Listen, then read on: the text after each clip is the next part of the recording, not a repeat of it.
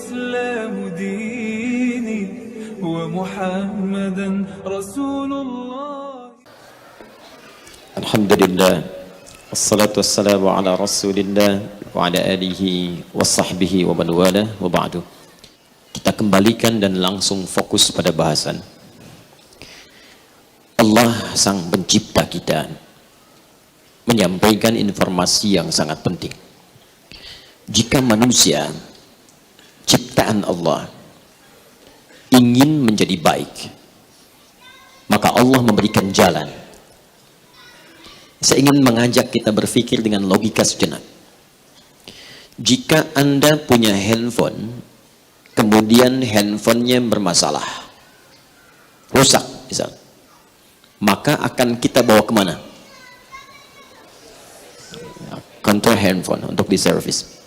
Jika kita punya motor rusak, maka dibawa kemana? Bengkel. Maka pikiran kita akan berkata, kenapa handphone tidak dibawa ke bengkel, motor tidak dibawa ke kontrol handphone? Karena yang tahu tentang handphone, tukang servis handphone. Yang tahu tentang motor, tukang servis motor. Tempatnya di bengkel. Maka jika kita ingin mengetahui detail tentang hidup kita, ingin mengetahui yang terbaik untuk kita, ingin mengetahui solusi untuk semua masalah kita, maka kita harus kembali kepada yang maha tahu tentang kita. Dan tidak ada yang lebih tahu tentang manusia kecuali yang menciptakannya. Hukum berkata demikian. Yang buat handphone lebih tahu tentang handphone. Yang bikin sepeda, mau Brompton, mau yang lain mereknya, itu lebih tahu tentang desainnya. Yang bikin mobil lebih tahu tentang mobil. Yang mencipta manusia lebih tahu tentang manusia. Dan tidak ada satu pun yang mendeklarasikan diri mencipta manusia kecuali Allah. Allah. Silahkan Anda cek di buku manapun, kitab manapun, hanya ada di kitab suci Al-Quran yang langsung mengatakan di dalamnya, saya Allah, sembah saya, dan mengatakan saya pencipta. Kalimat Allah, saya Allah, sembah saya, temukan di Quran surah ke-20 Thaha ayat ke-14. Innani anallahu la ilaha illa ana fa'budni wa aqimis salata lidzikri. Kata Allah, sungguh saya Allah, tidak ada Tuhan yang layak disembah dan dipertuhankan kecuali saya. Kecuali saya. Cari di kitab manapun yang di dalamnya ada deklarasi saya Tuhan, sembah saya. Mustahil ditemukan kecuali di Al-Quran. Ini ilmu ya, ini pengetahuan. Kita bisa cek nanti. Sebab fitrah makhluk tidak akan bisa mungkin mengatakan saya khalik. Jadi yang bisa mengatakan saya Tuhan hanya Tuhan sendiri. Ya, dan makhluk akan menolak, fitrahnya bukan itu. Kemudian sembah saya, kata Allah. Kalau ingin sembah saya lewat salat. Lalu yang paling menarik mengatakan dirinya khalik. Buka Quran surah ke-15 ayat ke-28. Wa idh qala rabbuka lil malaikati inni khaliqum basyara. Ketika Allah Rabbu Muhammad SAW berfirman, menginfokkan pada para malaikat dan jin yang hadir pada saat itu. Di saat manusia diciptakan, malaikat sudah wujud, jin sudah ada. Di jin sudah ada, diciptakan duluan. Dalilnya ayat ke-27-nya, Quran surah 15 ayat 27-nya. Wal janna khalaqnahu min qablu min naris samum. Dan jin diciptakan sebelum manusia dari bahan yang beda, api yang menyala-nyala. Kata Allah, inni khaliqum basyara. Ini ya, ini dari inna ditambah nun wiqayah dan ya nisbah. Ya, inna dalam ilmu nahwu harfun nasbin wa taukidin tansibul isma wa tarfa'ul khabara mabniun 'alal fathi la mahalla lahu min al-i'rab. Paham? Tidak. Inna harfun nasbin wa taukidin, huruf yang berfungsi menguatkan dan menancapkan keyakinan dalam jiwa. Jadi kalau kita ingin terjemahkan, cara menerjemahkannya begini. Ini kata Allah, tancapkan pada jiwamu, yakinkan pada dirimu. Aku tegaskan, hanya aku khaliqum basyara, khalik sang pencipta semua manusia. Karena Allah yang maha tahu, lalu Allah kemudian berikan jalan pada kita. Jika ada manusia berbuat salah, ingin kembali menjadi baik, saya berikan jalannya, kata Allah. Dan tidak ada jalan yang paling indah kecuali jalan iman. Makanya pemahamannya nanti puncaknya adalah orang beriman itu pasti baik, Pak, Bu. Jadi kalau ada orang beriman nggak baik, dipertanyakan imannya. Pasti baik. Makanya semua fungsi tubuh kita, ini sering saya ungkapkan dalam setiap kesempatan. Tubuh kita itu, sebelum disebutkan fungsinya, imannya dulu disebutkan. Anda kalau nggak percaya, cek dalam Al-Quran. Saya sering contohkan, mata ini sebelum disebutkan fungsinya. Fungsi mata melihat yang baik. Dan memalingkan pandangan dari yang tidak baik. Itu fungsinya. Sebelum disebutkan itu, disebutkan dulu imannya. Quran surah ke-24, ayat 30 untuk laki-laki, 31 untuk perempuan. Sering saya ulang-ulang kalimat ini. Qulil mu'minina, imannya dulu. Katakan pada pria-pria yang merasa punya iman. Yaghuddu min absarihim. Maka pandang yang baik-baik. Ketika yang dipandang tidak baik, palingkan. Memalingkan pandangan dari yang tidak baik, namanya ghaddul basar. Ini bukan berarti nggak boleh mandang, silahkan pandang. Ya, tapi kalau sudah datang yang tak baik, bisa yang dipandang aurat terbuka, bisa syahwat muncul, palingkan. Jadi bukan nggak boleh mandang, awas hati-hati. Saya pernah satu saat ke Bandung, saya lihat ada pertemuan tuh di kalangan mahasiswa. Nah, ini yang ikhwannya ke barat, akhwatnya ke timur, gurunya ke selatan. Saya pernah ke Jogja, itu di jalan tuh ada perempuan naik sepeda. Di jalan raya di pinggir, cuman wajahnya ke bawah begini kan. Saya agak khawatir nih terjadi sesuatu. Alhamdulillah lancar itu ya. Baik. Jadi silahkan, tapi kalau ada sesuatu yang tak baik dipandang, yang tak baik ini bukan wajah maksudnya. Ya, awas. Ganteng, cantik itu relatif, walaupun jelek mutlak gitu kan. Tapi yang dimaksud syahwat, aurat dan sebagainya, itu palingkan. Nah, disebutkan iman dulu. Perempuan juga begitu. Ayat 31-nya kan perempuan. Wa kullil mu'minati. Katakan pada perempuan-perempuan yang punya iman. Jadi iman itu kalau sampai ke hati, akan naik nanti ke mata, membimbing mata. Ini yang dilihat, ini yang jangan dilihat. Iman kalau sampai ke hati, muncul nanti ke lisan, membimbing lisan. Ini yang harus dibicarakan, ini yang tidak. Makanya ketika Allah memberikan fungsi lisan, imannya dulu disebutkan. Ya ayyuhalladzina amanu, hai semua orang yang punya iman, semua orang tanpa kecuali, pakai alladzina. 1080 kali disebutkan dalam Al-Quran. Bahkan dipanggil pakai ya. 361 kali disebutkan di Quran. Memanggil yang dekat, yang jauh, yang menengah. Kata Allah, hei semua yang punya iman. Baik dekat, jauh, menengah. Pakai ayyuha, 150 kali disebutkan dalam Al-Quran. Ayyunya munada untuk taukid, hanya tanbih. Cara menerjemahkannya, hei semua orang yang punya iman. Baik dekat, menengah, ataupun jauh. Saya kuatkan, saya tegaskan, saya ingatkan kalian semua. La yasra qaum min qaum. Jangan gunakan lisanmu untuk sembarang mencela. Ya ayyuhalladzina amanu, iman dulu. La yaghtab ba'dukum ba'dha. Jangan gosip. Tuh. Iman dulu. Ini cukup orang beriman pasti baik. Makanya ketika diminta sholat, imannya disebutkan. Kenapa? Karena ada orang yang sholat tak berubah jadi baik karena sholatnya nggak pakai iman. Hatinya nggak berfungsi. Nggak berfungsi. Gak dirasakan di jiwa, cuman di lisan aja. Allahu Akbar, lisan. Kalau cuman begitu, jangankan Anda, anak kecil pun bisa yang belum balik. Allahu Akbar, bahkan hafal Quran dibandingkan Anda. Beda juga bisa, di luar kedengaran. Allahu Akbar, Allahu Akbar. Bisa. Jadi gak masuk ke jiwa, iman itu kan di jiwa. Di kolbu. Jadi intinya imannya. Nah, bagaimana kemudian kita bisa menjadi baik, dilatih lewat ibadah, dilatih lewat keseharian. Kalau iman sudah menempel di dalam diri kita dengan baik, ada dalam jiwa kita, maka minum pakai iman pasti menyentuh minuman yang baik. Makan pakai iman, makan makanan yang baik. Kerja pakai iman, gak akan korupsi, gak akan kolusi, gak akan nyogok. Ya, belajar pakai iman, gak akan nyontek. Iman.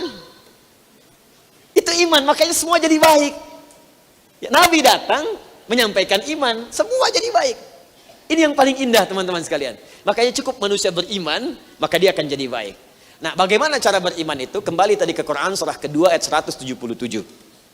Orang muslim yang beriman dengan benar itu rumusnya kata Allah, fokus. Man amana billah. Kalau Anda ingin mengerjakan sesuatu, yakin ada Allah yang mengawasi kita. Malu gosip dilihat Allah, malu. Bu, kalau ada yang ngajak gosip, membicarakan sesuatu, katakan, Ukti, kita ini dilihat Allah apa enggak ya? Dilihat, masa enggak yakin? Malu rasanya kalau apa yang kita katakan tidak disukai oleh Allah. Bukankah ketika Anda bicarakan, orang yang dibicarakan mendengar, Anda tak suka membicarakannya dan malu kita? Sekarang Allah langsung yang menciptakan kita mendengar kita. Malu. Oh iya ya, astagfirullah. Saya tidak akan melakukannya lagi. Bagus. Tidak seperti ibu itu tuh. Kalau bicara, sama. Oke? Baik. Rasakan. Allah hadir mengawasi kita. Rasakan. Itu sifat itu indah nanti. Akan terbawa. Di begitu akan ada maksiat, akan ditinggalkan. Karena malu. Kedua, yaumul akhir. Tadi yang saya sampaikan. Rasakan kita akan dihisab. Kalau nggak percaya silakan. Maaf ya. If'al ma syi'ta fa innaka mayyitun. Silahkan kerjakan apapun yang Anda inginkan, tapi saatnya Anda akan wafat. Dan kita lihat nanti setelah wafat apa yang terjadi. Silahkan aja, silahkan. Anda mau kerjakan apapun silahkan, Anda wafat. Wafat. Dan saat wafat nanti kita lihat apa yang terjadi kemudian. Jadi kalau yakin kita wafat dan yakin ada kehidupan setelah wafat, kerjakan bekal untuk dibawa wafat. Yang nggak yakin biarin aja, silahkan. Nanti saat meninggal kita akan lihat siapa yang tersenyum, siapa yang bersedih, siapa yang tertawa, siapa yang menangis. Kita akan lihat. Nggak ada ruginya kan? Kita minum, mereka minum. Kita kerja, yang lain kerja. Sama aja, dunia dapat. Kalau Anda kejar akhirat, dunia pasti dapat. Silahkan cek, mau taklim, pasti dapat dunianya. Ada minuman, ada makanan, ada yang sarapan, ada yang macam-macam, ada yang jualan. Kalau sengaja jualan, belum tentu ada taklim. Silahkan cek, datang ke rumah makan nasi Padang, ke warung Sunda, apa langsung ada taklim. Begitu masuk, Ustadz Fulan sedang mengajar hadis, mustahil. Jelas ya? Ustadz Fulan sedang mengajar tafsir, tafsir apa? Tafsir bikin mie. Ya, nggak ada. Ya, fokus, ikuti akhirat, dunia masuk. Kemudian wal malaika, rasakan ada malaikat yang mencatat. Keluarkan ayat-ayatnya, belajar tentang malaikat penjaga neraka yang kasar, belum masuk sudah diseret, ubun-ubun ditarik, ya nggak ada senyumnya sama sekali. Syidadun ghilazun, syidadnya keras, nggak ada lembut-lembutnya, nggak bisa canda, dan nggak usah bercanda dengan malaikat nanti yang masuk neraka, nggak usah canda. Anda ke surga ngelihat situ senyum dong, nggak akan pernah senyum, nggak ada candanya. Syidadun, kencang keras. Itu paling ringan, hukuman paling ringan itu ditarik ubun-ubunnya, seret.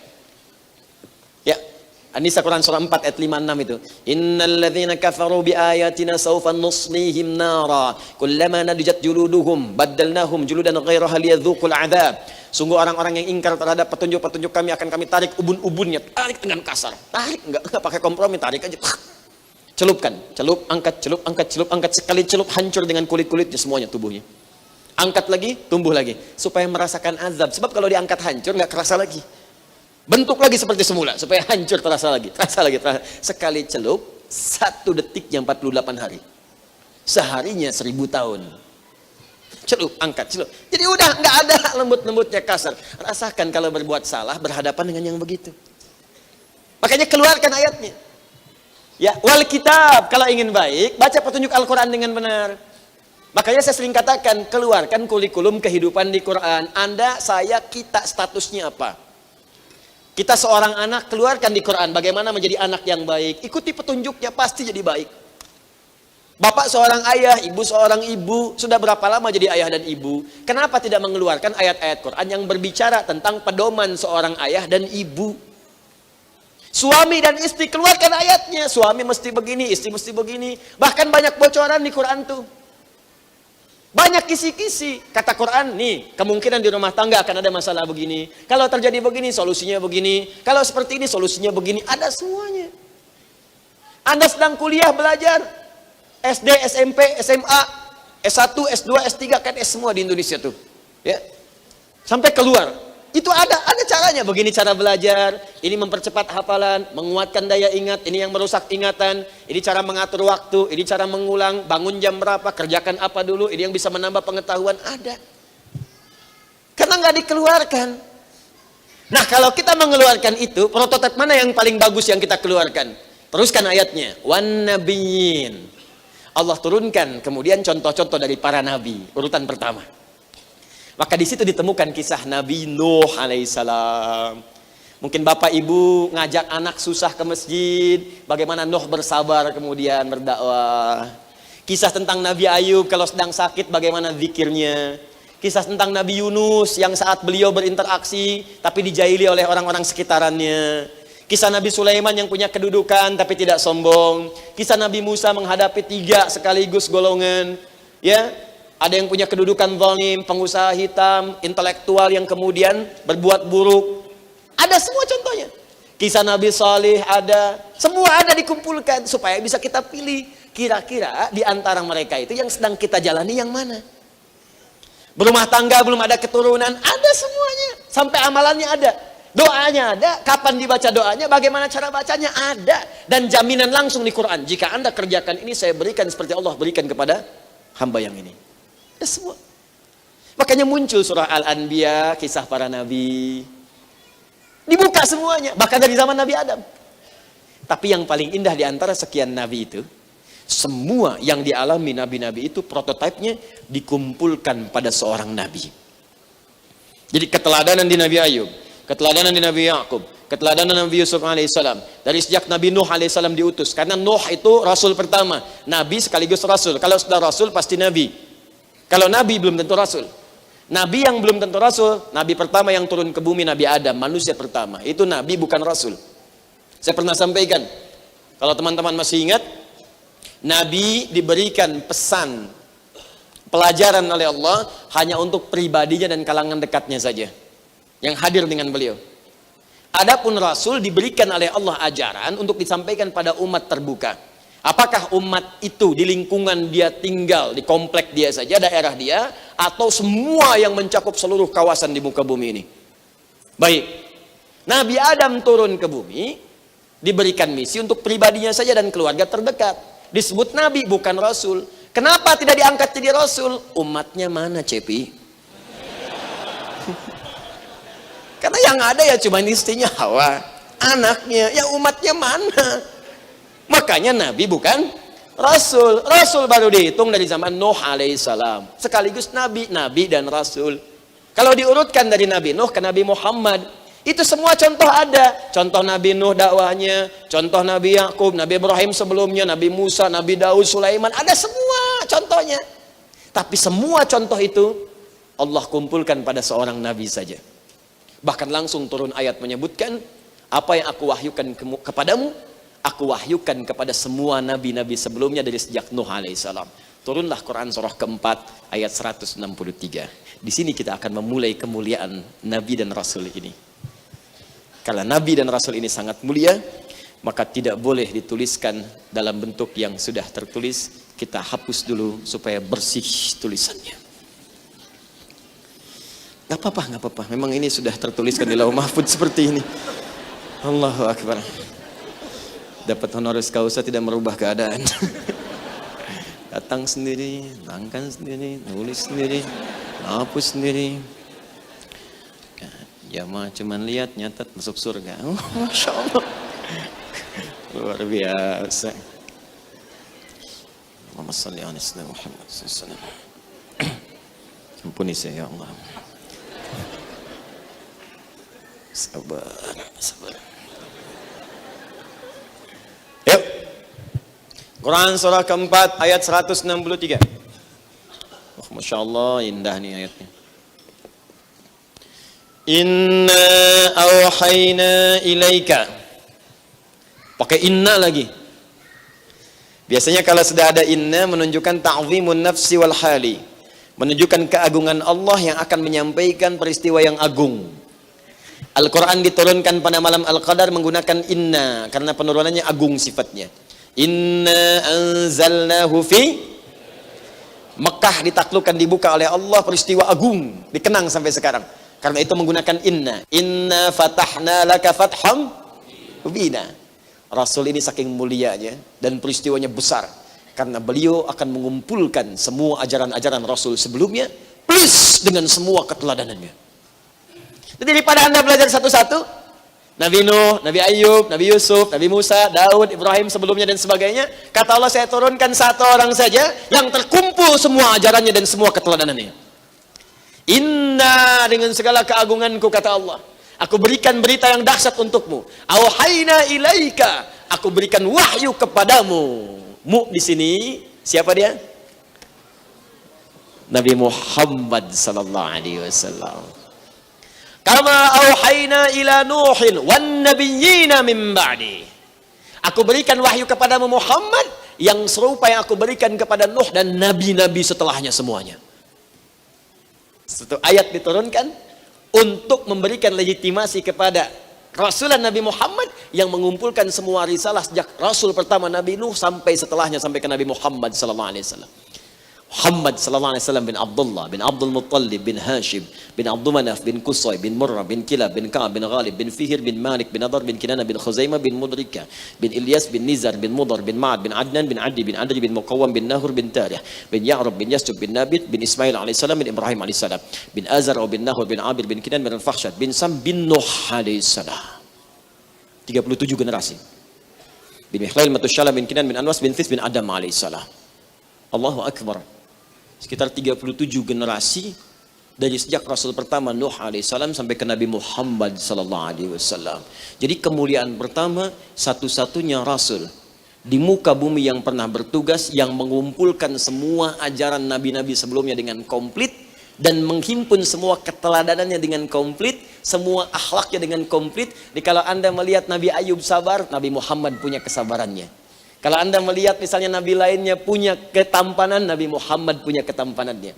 Kalau Anda melihat Nabi lain punya kemuliaan, Nabi Muhammad punya kemuliaannya. Kalau Anda melihat Nabi yang lainnya misalnya punya kejujuran, Nabi Muhammad punya kejujurannya. Bahkan sebelum diangkat menjadi Nabi, sudah disebut orang paling jujur. Jadi ini surah ini, ayat ini menunjukkan kemuliaan yang pertama, bahwa Allah langsung yang menegaskan pencipta kita semua Muhammad sallallahu alaihi wasallam, kemuliaan pertamanya dari sudut kerasulannya, mengumpulkan semua keistimewaan rasul-rasul sebelumnya. Jelas? Baik. 2. Pelan-pelan. Nabi Muhammad sallallahu alaihi wasallam satu-satunya nabi, rasul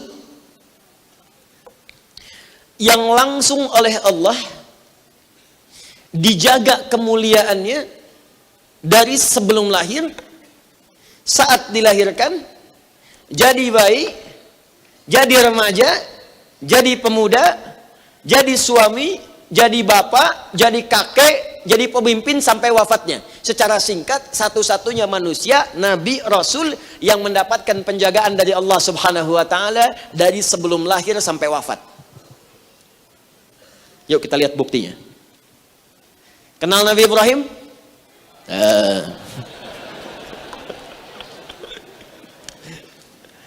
Tadi masih ingat gak Nabi Ibrahim kakek Nabi yang keberapa tadi? Ya kita ulang sama-sama. Ya. Apa? 30 ya. Muhammad SAW bin Abdullah bin Abdul Muttalib bin Hashim bin Abdul Manaf bin Qusay bin Murrah bin Kilab bin Ka'ab bin Ghalib bin Fihr bin Malik bin Nadar bin Kinana bin Khuzaimah bin Mudrika bin Ilyas bin Nizar bin Mudar bin Ma'ad bin Adnan bin Adi bin Adri bin Muqawwam bin Nahur bin Tarih bin Ya'rub bin Yasjub bin Nabit bin Ismail alaihissalam bin Ibrahim alaihissalam. 30 kan? Ayo coba ulangi. 30 kan? Ya, 30 itu jangan ngitung 1, 2, 3, 4, tidak. Cara ngitungnya 1 ke 2 itu jaraknya bisa banyak. Nabi Isa itu yang paling dekat masanya ke Nabi Muhammad, jaraknya 500 sampai 600 tahun. Nabi Musa sampai 2000 tahun. Sekarang ke Nabi Ibrahim mau berapa tahun? Ya. Nah, yang paling menarik, sejak zaman Nabi Ibrahim itu Nabi Muhammad sudah langsung didoakan. Sebelum lahir, ribuan tahun sebelum kelahirannya, sudah ada doa kepada Allah untuk meminta kelahiran Rasul ini dengan cara yang paling mulia. Nih, saya mau tanya pada Anda. Kalau ada sosok hebat, diundangnya ke tempat biasa atau diundang ke tempat hebat? Hebat. Kalau ada sosok yang mulia, akan ditempatkan di ruangan paling mulia atau di ruangan biasa?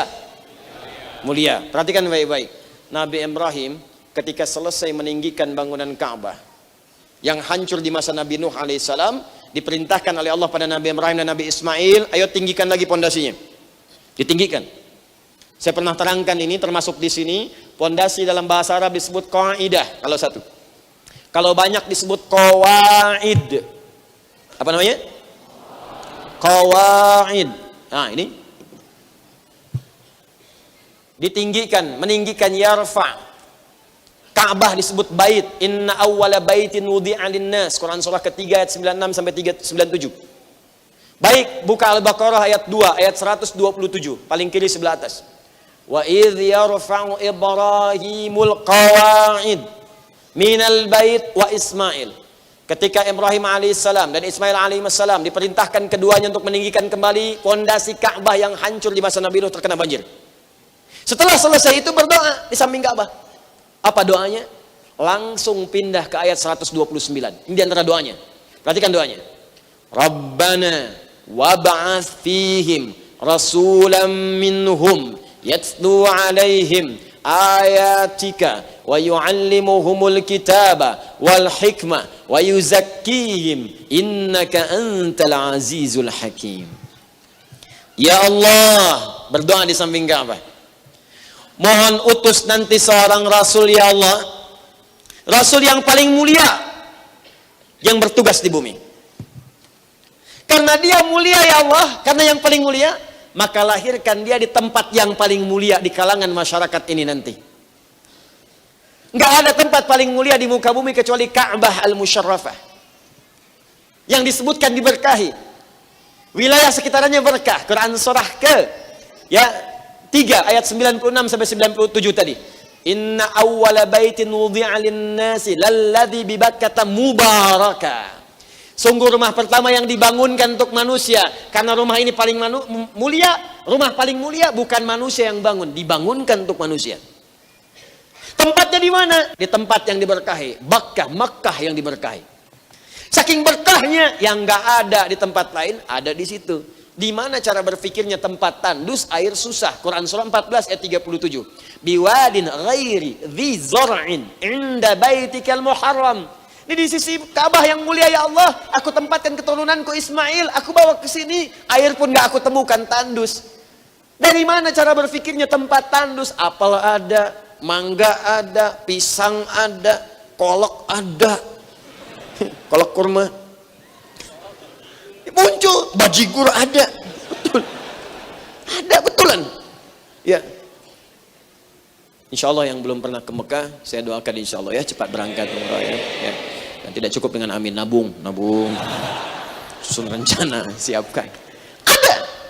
Diberkahi itu janji Allah di Quran surah kedua ayat 125, ayat 126. Ya, 126-nya itu diberikan buah-buahan macam-macam, ada semua.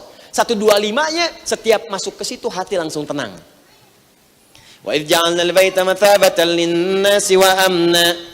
Ketika kami tetapkan Ka'bah ini akan menjadi tempat pusat bagi manusia dan tempat yang menenteramkan. Jadi gelisah-gelisahnya Anda banyak masalah, depan Ka'bah itu bisa luluh, hilang aja. Gak percaya silahkan. Tiba-tiba menangis aja, ya Allah. Ya Allah. Ampuni saya ya Allah, hilang aja. Ya Allah, mungkin masalah ini datang karena dosa saya ya Allah. Tenang, walaupun solusi belum datang, seketika ketenangan itu muncul. Pengen datang lagi, pengen datang. Makanya banyak yang sudah kesana, pengen kesana lagi. Ya, tapi yang paling menarik, tempat ini paling mulia, tempat terbaik di muka bumi. Bukan manusia yang bangun, dibangunkan untuk manusia. Karena ini tempat paling mulia, kata Nabi Ibrahim dan Nabi Ismail, ya Allah, mohon lahirkan, utus seorang Rasul yang paling mulia, karena paling mulia lahirnya mesti dekat tempat yang mulia ini. Karena paling mulia. Dia akan hidup di kalangan masyarakat sekitaran Ka'bah ini ya Allah. Jadi lahirnya di situ, tumbuhnya di situ, berkembang di situ kemudian. Ya, walaupun nanti fitrah semua Nabi hijrah. Nabi Musa hijrah, Nabi Yusuf hijrah, Nabi Ibrahim hijrah, Nabi Muhammad pun hijrah. Nabi Nuh hijrah, jangan pakai kapal kan? Ya kan? Hijrah, semua Nabi hijrah. Baik. Tapi lahir di situ, tumbuh di situ, berkembang di situ. Silahkan Anda cek secara sejarah sampai dengan sekarang. Nabi mana yang lahirnya dekat Ka'bah selain Nabi Muhammad SAW? Anda nggak akan temukan. Silahkan. Nabi Ismail lahirnya bukan di Ka'bah, bukan di Mekah. Wafat dikubur dekat situ, tapi lahirnya di Palestina. Silahkan cari yang lain, tidak ada. Hanya Nabi Muhammad SAW yang disepakati lahirnya di Mekah. Hari Senin tahun gajah. Selesai. Sampai sekarang masih ada tempatnya. Disamarkan jadi perpustakaan. Ya, masih ingat gak? Saya ilustrasikan dulu kan. Ya, Anda kalau mau umrah haji, di sini Zam-Zam, Grand Zam-Zam besar itu, ini patokannya aja. Nyatu dengan Safwa di sini, ini ada jalan ke sini, ini ada tempat burung-burung datang, ya. Kemudian di sini ada Jabal Qubais yang sekarang jadi istana atau tamu yang datang untuk diterima. Anda keluar dari sini, masuk ke Masjidil Haram yang besar luas wilayahnya. Pintu pertamanya King Abdul Aziz, yang ini ada pintu baru sedang diperbaiki, langsung belok ke sini. Susuri yang ini. Begitu ketemu pintu 26 Gate Ismail di sini, depannya di sini bawah. Masuk ke arah yang istana tadi, ke sini. Tapi jangan ke sini, jangan cari masalah, lurus sini. Ya. Karena itu dijaga oleh satu orang security, ada CCTV warna putih ngadapnya ke sini nih. Ya. Terus sampai ke sini, pintu 27, kemudian Babun Nabi, Bab Ali, Babu Salam di sini. Tarik ke sini, ditemukan sampai 35 kipas angin sampai sini. Saya udah hitung. Anda kalau nggak percaya sana aja hitung sendiri. Saya udah hitung. Ya, kalau berkurang dicopot, kalau nambah berarti baru. Ya kan? Nah, ini Babu Salam, masuk sini sunnahnya. Ini sunnah kalau memungkinkan, renovasi selesai bisa masuk sini. Ada 2 eskalator, sini, tengah-tengahnya tangga. Ini eskalator untuk yang turun, ini untuk yang naik, ini tangga bebas. Ada kursi warna merah di sini. Ya. Tarik sini, sekitar 120 meteran lah sebelah sini. Lurus, ya kalau dari Babu Salam lurus ke sini, kalau ke sini belok ke sini. Patokannya ketika belok ke sini, di sini ada tempat ngambil air zam-zam yang pakai keran. Ya, pakai selang. Anda beli jerigen dulu, yang jual jerigen dari sini, orang Taif. Ya, jerigen kecil harganya 5 real, jerigen besar 10 real. Di sini. Kemudian naik tangga ke sini. Di sini ada bangunan warna krem, tulisan Al-Maktabah Al-Qadimah. Ya, perpustakaan. Ini disepakati oleh para ahli sejarah tempat lahirnya Nabi Muhammad sallallahu alaihi wasallam. Tuh. Anda kebayang nggak? Enggak, betul, emang belum saya sampaikan. Ya. Satu-satunya manusia di muka bumi yang ribuan tahun sebelum dilahirkan udah didoain. Ribuan tahun. Nabi Ibrahim nggak pernah lihat, nggak pernah jumpa juga, terpisah masa cukup jauh, ya. Tapi mendoakan begitu lahir. Jadi siapa? Nabi Muhammad. Saking mulianya Nabi ini, beda dengan Nabi lainnya, lahirnya di tempat paling mulia yang pernah ada di muka bumi dan didoakan oleh 2 Nabi sekaligus. Yang Nabi ini semua keturunannya Nabi dari 2 sisi. Umumnya Nabi. Menikah dengan Sayyidah Sarah, Nabi lahirnya. Bukankah dari Sarah turun Ishak? Dari Ishak turun Yakub, dari Yakub turun Yusuf, dan keturunannya dari situ terus semuanya. Ya kan? Dari Musa, Daud, Sulaiman sampai ke Isa alaihissalam. Ya, tarik ke samping kanannya, Isa kan naik ke atas ke Maryam. Maryam naik ke atas ke Imran. Imran kemudian suaminya siapa? Hanna. Ya, sepupunya siapa? Zakaria, Nabi juga. Tarik semuanya tuh. Ya, samping kirinya siapa? Hajar, Sayyidah Hajar alaihissalam. Putranya siapa? Ismail alaihissalam. Dari situ turun siapa? Nabi Muhammad sallallahu alaihi wasallam. Dimulia semua. Ini luar biasa, makanya disebut Abul Anbiya, yang mendoakan bapak para nabi, Abul Anbiya, di tempat yang paling mulia. Ini kedua, satu-satunya nabi yang dijaga oleh Allah kemuliaannya bahkan sebelum lahir, Nabi Muhammad SAW. Supaya nggak lupa, 600 tahun sebelum kelahirannya diingatkan lagi dengan berita gembira. Berubah redaksinya. Yang tadi doa, sekarang berita gembira. Quran surah ke-61 ayat ke-6, paling kiri sebelah atas. Push lagi.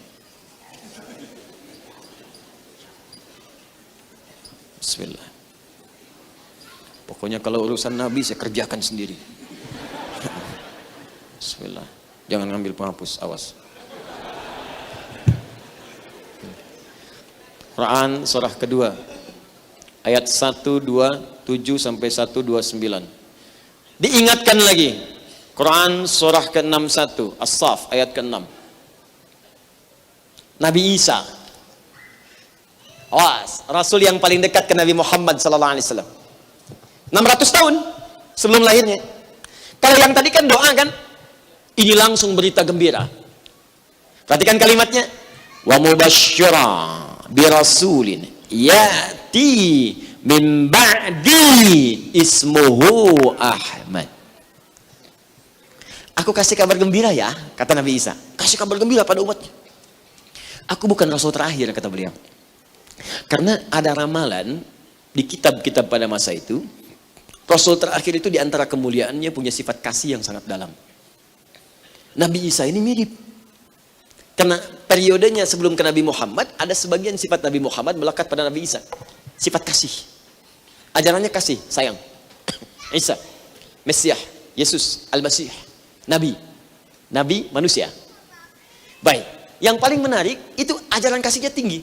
Saya sering katakan pernah lewat beliau dengan murid-muridnya, kemudian di jalan, di dekat sungai itu, di sungai itu ada bangkai binatang yang sudah membusuk.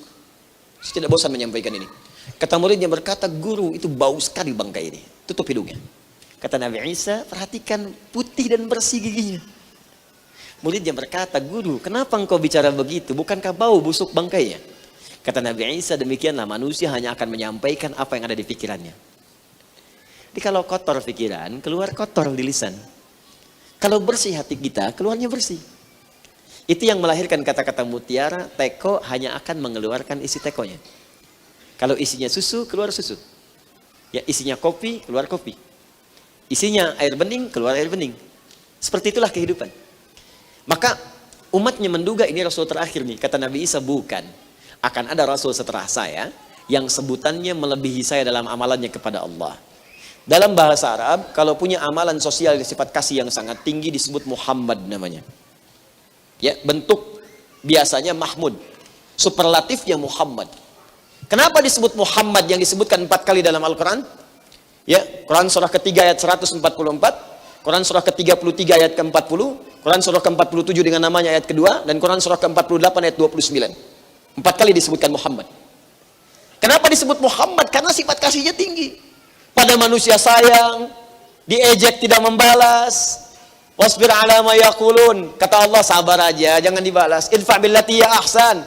Ya, balas dengan cara yang lebih baik lagi. Sedang sholat kemudian disimpan kotoran, tidak marah juga.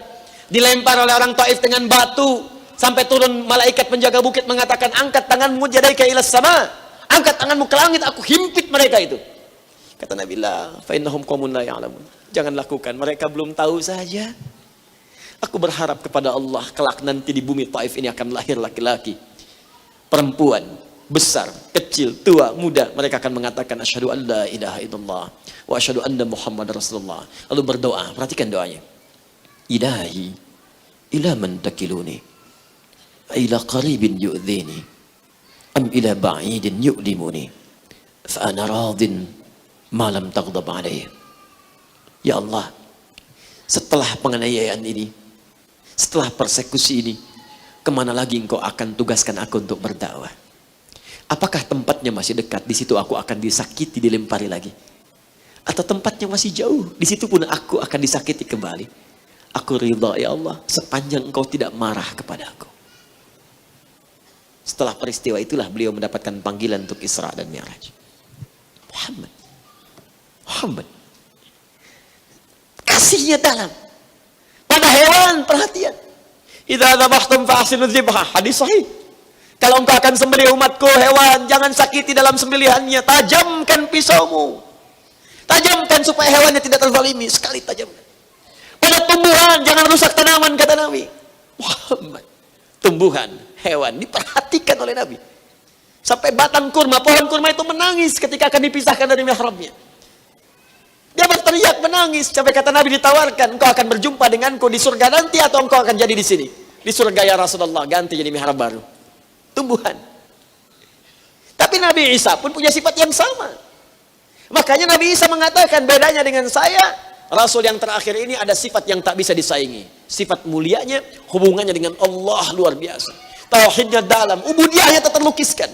Hubungan dengan Tuhan, satu kebaikan disebut Hamid, kalau banyak kebaikannya disebut Ahmad.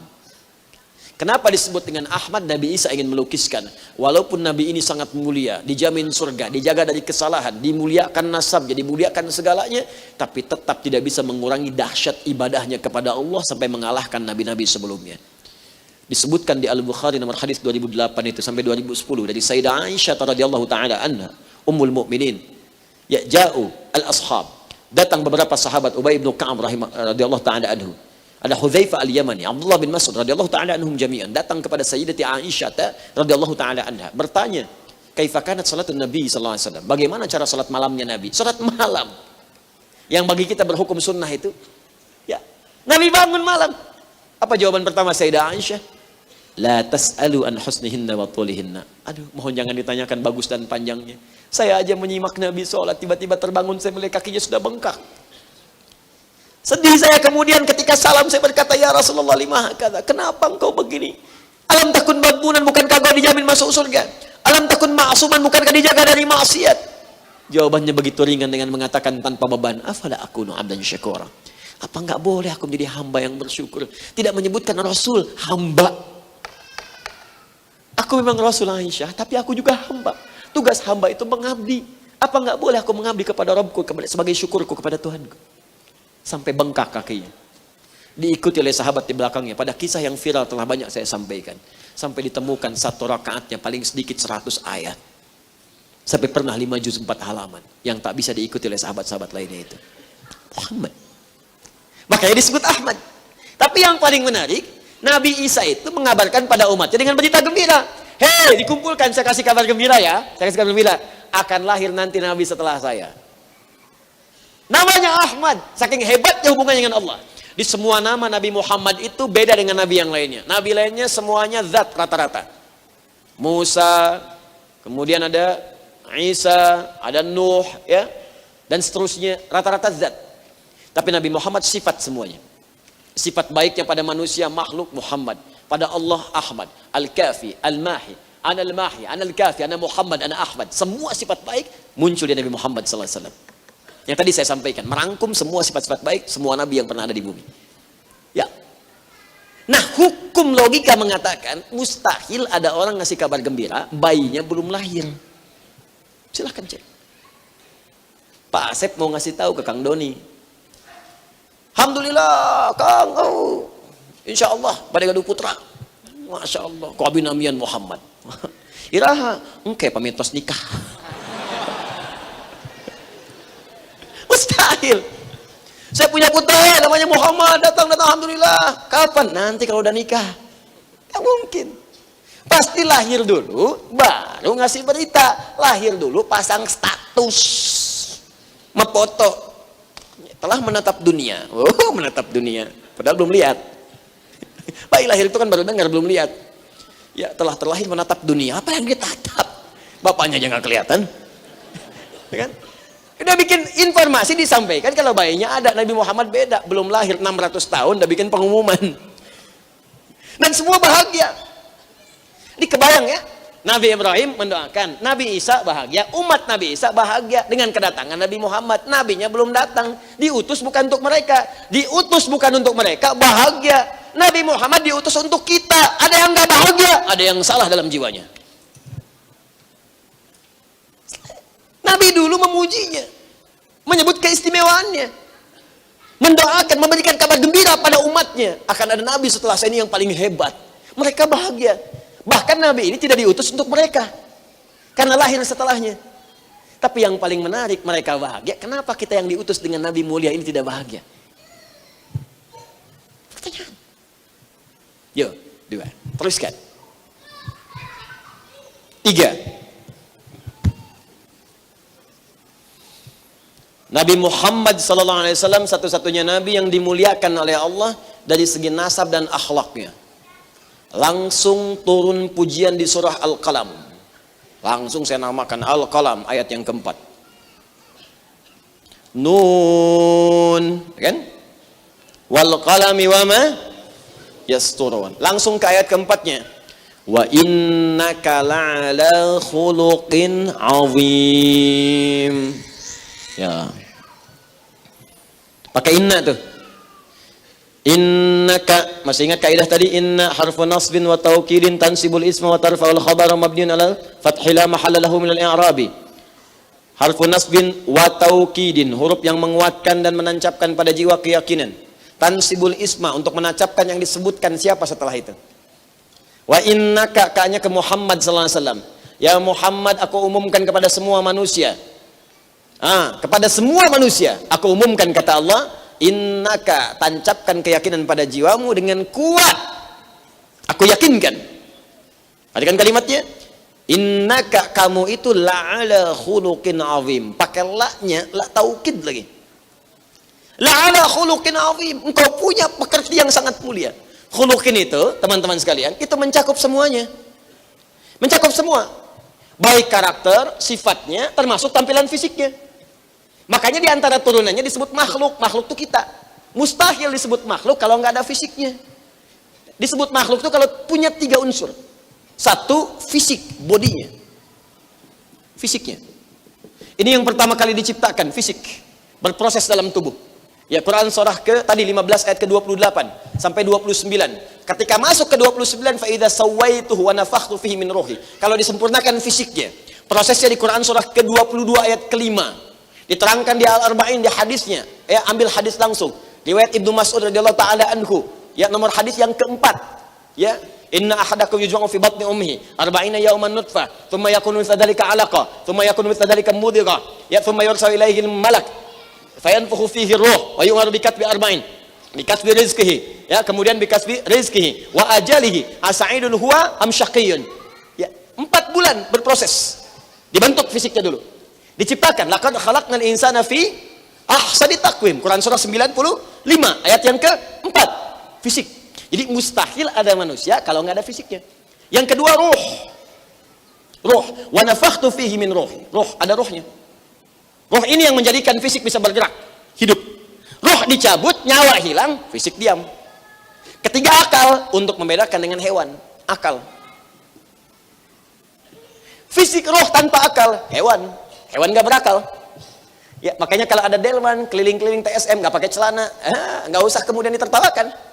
Dia biasa aja, putar-putar delman.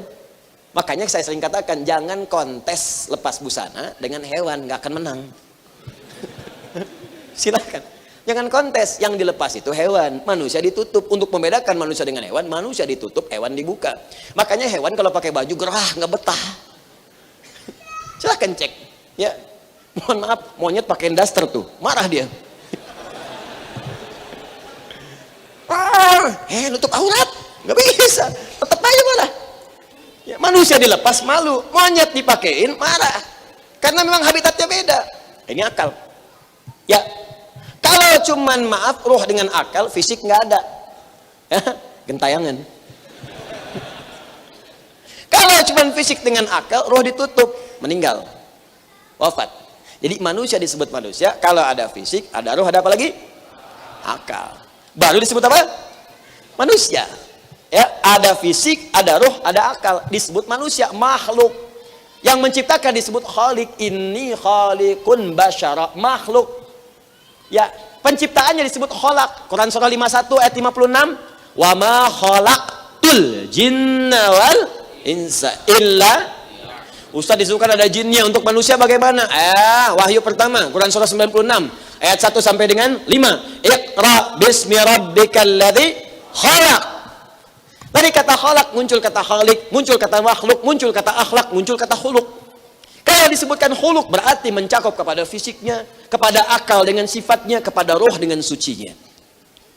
Jadi ketika Allah menyebutkan wa innaka la'ala khuluqin 'azim, artinya aku jamin fisikmu akan terawat dengan sempurna. Fisiknya sempurna, terawat. Makanya Nabi ketika terlahir pun sempurna, bersih kesaksiannya, lahir.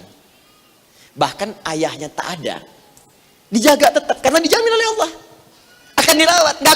Nggak ada Nabi Muhammad nggak terurus, tidak ada. Karena jaminannya jelas di Quran. Engkau tuh dijamin dengan sempurna, azim, tinggi. Engkau ini Rasul paling mulia, Rasul paling terakhir. Nggak mungkin aku utus Rasul paling mulia, terakhir misinya besar, nggak terawat, mustahil. Kata Allah, aku yang rawat. Bapak nggak ada, jangan takut, nasab aku sempurnakan. Makanya ketika lahir, semua nasabnya sempurna. Nasab kaumnya sempurna, Quraisy.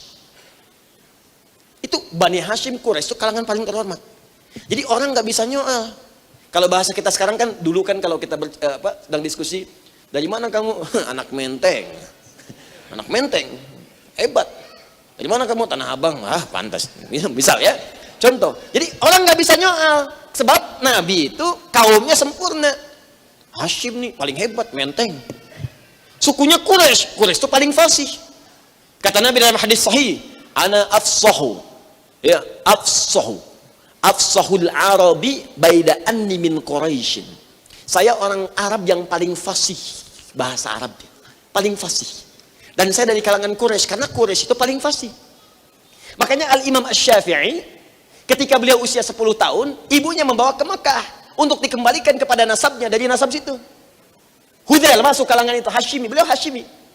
Ya, itu nasab dari bapaknya, itu nasab dengan Abdul Manaf dari kakek Nabi SAW. Ya, Muhammad bin Idris. Ya, asalnya Muhammad nama aslinya, bukan Asy-Syafi'i. Ya, Syafi'i itu nama kakek ketiganya. Muhammad punya bapak namanya Idris. Idris punya bapak namanya Abbas bin Abbas. Abbas punya bapak namanya Utsman. Utsman punya bapak namanya Syafi'. Syafi'i ini yang disebutkan Syafi'i, nisbatnya ke Syafi'. Kenapa mengambil Syafi'? Karena Syafi' termasuk kalangan yang hidup di masa Nabi, berjumpa dengan sahabat. Ya. Jadi beliau dinisbatkan kepada kakeknya yang Syafi', ingin mengatakan ajaran saya tersambung ke kakek saya. Kakek saya mengambil riwayat dari sahabat. Berjumpa, nyambung ke masa Nabi SAW. Ya, Syafi nyambung lagi ke atas, dia punya bapak namanya Sa'ib. Sa'ib punya bapak namanya Ubaid. Ubaid punya bapak namanya Abu Yazid. Naik lagi ke atas, ada Hashim, Muttalib bin Abdul Manaf. Bertemu di Abdul Manaf dengan nasabnya Nabi SAW. Ibunya Fatimah binti Abdullah. Anak siapa? Al-Hasan. Anak siapa? Al-Muthanna. Anak siapa? Al-Hasan. Anak siapa? Ali bin Abi Thalib. Anak siapa? Suaminya Fatimah Az-Zahra. Siapa Fatimah Az-Zahra? Putri Rasulullah SAW. Al-Imam Asy-Syafi'i, orang tuanya dua-duanya tersambung nasabnya ke nasab Nabi SAW. Dari jalur ayah ketemu di pihak kakek, sepupunya Abdul Muttalib. Dari pihak ibunya langsung keturunan dari Al-Hasan. Ada yang menyebutkan keturunan Al-Husain radhiyallahu ta'ala anhuma. Ketika usia 7 tahun hafal Al-Quran, 10 tahun hafal Al-Muwatta, kitabnya Imam Malik, dibawa kemudian ke Mekah, dibawa ke suku Mekah Hudzail yang paling fasih dari kalangan Quraisy. Ketika dibawa, kata ibunya, aku tidak ingin kau kehilangan nasabmu. Apa yang dimaksud nasab di sini? Nasab kehebatannya dari Arab, bahasanya, kemuliaannya, sukunya. Jadi Nabi Muhammad itu dari kalangan nasab mulia, sukunya mulia, nasabnya jelas. Bayangkan, bapak lahir, bapak nggak ada, nasab jelas sampai ke Nabi Adam. Kita lahir, bapak ada, nasab nggak jelas. Jadi kalau gampang, paling gampang anak Ibnu Muhammad ya bin Adam alaihissalam, jelas. Nabi Muhammad jelas diurus 1, 2, 3, 4 sampai ke atas.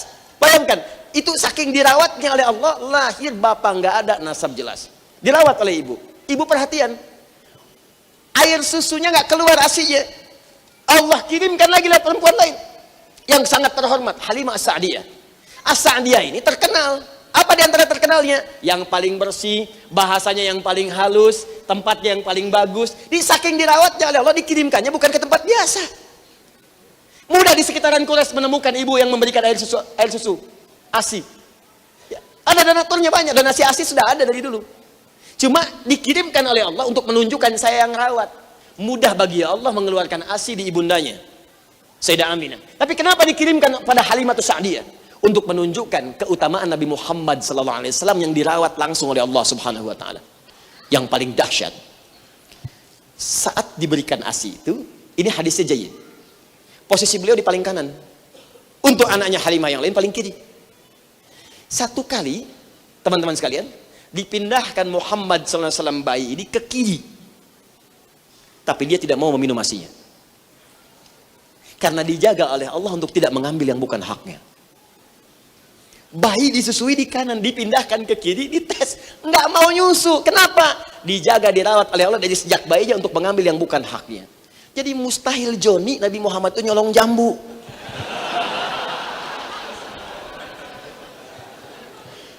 Dari bayi aja ngambil hak orang lain nggak mungkin, nggak terjadi. Dirawat semua. Ya, tumbuh-tumbuh ibu meninggal, kakek merawat. Itu kakek merawat pun diperhatikan. Anda baca sejarah dengan baik deh. Diba ada, Nurul Yakin yang paling pendek ada, apalagi ke Sirah Ibnu Hisham. Ya, sempurna sekali. Sampai saking sempurnanya, itu Nabi setelah hijrah kemudian ke Madinah, ada sahabat bernama Hasan bin Thabit. Hasan bin Thabit ini seorang pujangga, penyair yang memuji Nabi dengan syairnya. Perhatikan di antara syairnya. Hafal ini? Hafal? Waduh. Kalau saya bacakan Anda pasti hafal. Hah? Yuk kita tuliskan.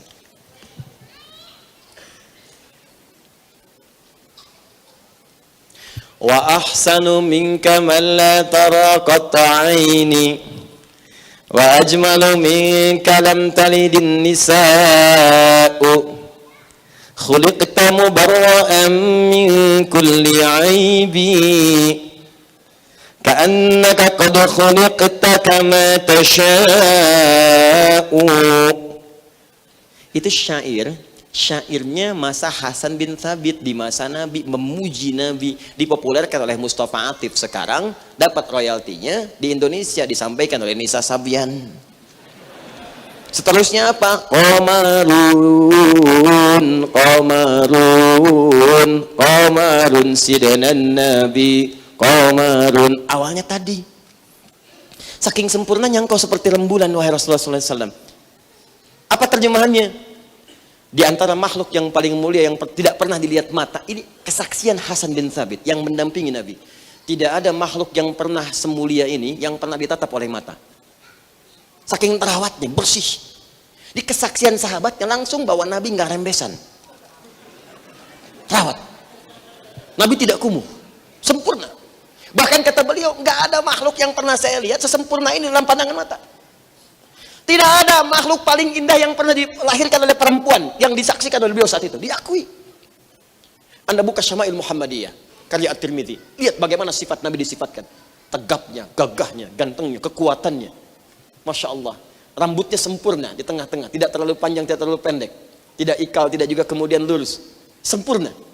Ya, matanya sempurna, bibirnya sempurna, tegapnya, nggak terlampau tinggi, nggak terlampau pendek, sempurna, indah. Indah. Makanya pujian sahabat banyak. Nggak ada paling tampan semasa itu kecuali Nabi Muhammad SAW. Kekuatan fisiknya memiliki 10 kali lipat kekuatan dari manusia biasa. Duel gulat, Abu Jahal nantangin, langsung tekal. Ronde pertama. Makanya marah Abu Jahal tuh, dikalahin oleh Nabi. Dalam kontes gulat kalah oleh Nabi. Setelah itu dendamnya mengesumat. Kenapa? Karena besok-besok lusanya, ya hari-hari kemudian melamar Sayyidah Khadijah, ditolak oleh Sayyidah Khadijah. Nabi setelah itu melamar, diterima, dendam memuncak. Abu Jahal tuh. Makanya disebut Jahal, semua yang dari Nabi salah semua dari dia. Yang lain mengakui, dia enggak. Nabi Muhammad. Yang paling menarik, wah ini yang paling indah. Perhatikan kalimatnya setelah itu. Allahu Akbar. Engkau diciptakan saking indahnya, seakan-akan kau boleh milih dalam bentuk apapun kau diciptakan. Saking indahnya. Ya. Dan yang paling terakhir, khuliqta mubarra'an min kulli aib. Engkau diciptakan dibersihkan dari semua aib yang melekat pada dirimu. Itu kesaksian langsung. Enggak ada aibnya nih manusia ini. Fisiknya enggak ada aibnya. Khuliqta mubarra'an min kulli aibin ka'annaka qad khuliqta kama tasha'. Enggak ada aibnya sama sekali, seakan-akan boleh milih. Ini pujian, hiperbola namanya. Cuman saking tingginya ini manusia ini lahir kayaknya kok boleh milih seperti apa diciptakan. Padahal pilihan itu kehendak Allah. Wah, jangan dipotong video saya. Ini kita bicara tentang syair, pakainya pakai ilmu balaghah. Belajar dulu ilmunya, jangan divonis langsung. Bid'ah nih dipotong video. Radikal, hati-hati. Insyaallah enggak. Ya, kampus di Amerika ngasih saya doktor honoris causa di bidang dakwah moderat. Dakwah moderat, saya ini dai moderat.